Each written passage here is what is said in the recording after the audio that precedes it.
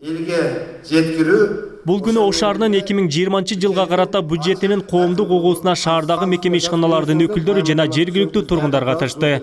Иш чараны Ош шаардык кеңешинин төрагасы Жапарбек Ормонов алып барды.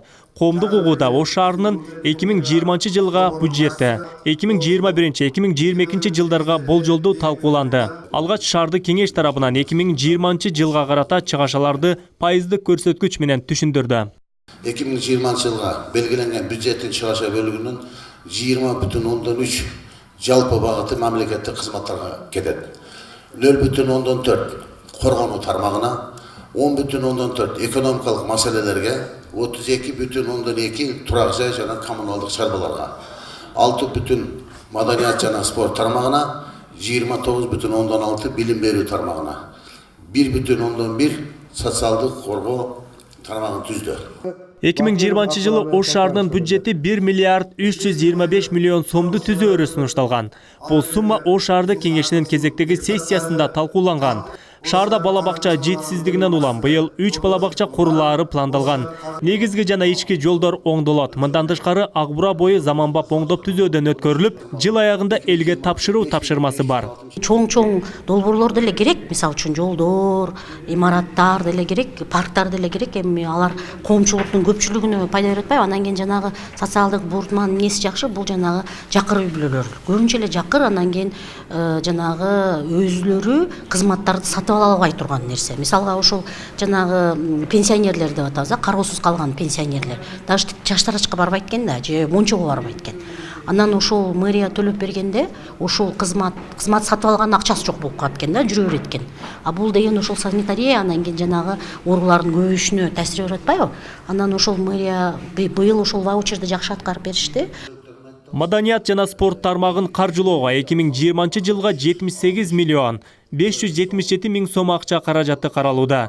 Билим берүү тармагына 2020 жылы 391 миллион 216 миң сом өлчөмүндө акча каражаты каралып, 2019 жылга салыштырмалуу 13 миллион 498 миң сомго көбөйүүдө. Ал эми социалдык коргоо тармагына быйыл 14 миллион 360 миң сом өлчөмүндө акча каражаты каралууда.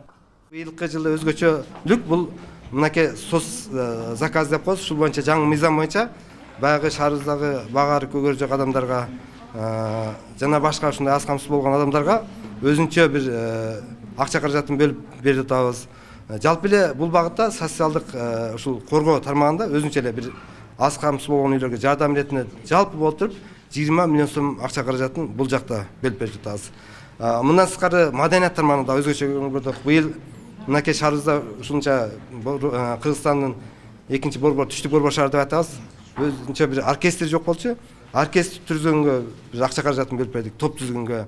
17 жылдан бери ушу Ош шаарынын мэриясына арыз менен кайрылабыз. Жыйында жергиликтүү тургундар бир катар суроолорун берүүгө да жетишти. Коомчулуктан келген суроо, сунуш пикирлер Ош шаардык кеңешинин кезектеги сессиясында эске алынаары билдирилди. Бул жакка да сиздерге билдирип коелу. Биздин ипотека кандай болот, кандай чечилет, кандай карап бересиздер деген суроолор менен келдик. Мынау составдагы депутаттар 2016 жылы жалпы төлөмү 8%-тен 6%-ке түшүрүп бергенбиз. Жалпы ал эми төлөө мөөнөтүн 10 жылдан 12 жылга узартып бергенбиз. Биринчи жалпы 30% болса биринчи төлөй турган пайызы. Аны бул 2016 жылы болот иш бузулган ишибиз. 20%-ке түшүрүп бергенбиз. Туура кыйналганды түшүнүп биз кече сиздердин үнүңүздөрдү угуп кече ошол 6%-тик төлөмдү 4%-ке түшүрүп бердик кечеги сессияда. Бирок депутаттардын ичинде аябай талаш-тартыш болду. Айрымдары ушу такырды түшүрүп берели деди. Айрымдары 2%-ке түшүрүп берели деди. Мен деле ошондой жеке өзүмдүн депутат катары төрагамыз калон түшүрүп бериш. Ош шаарында эле өтөт. Биз ушул Ош шаарынын 2020 жылга кабыл алынуучу бюджети боюнча коомдук угуунун негизги максаты жергиликтүү бюджеттик процесстердеги кабыл алынуучу чечимдерди элге тааныштырып, сунуштарды эске алуу. Бюджеттин негизги киреше чыгаша бөлүктөрү кайда иштелип жаткандыгын элге ачык айкын жеткирүүгө багытталган. Адыл Акжол уулу, Айбек Үсөн, жаңылыктар. крупнение болду го.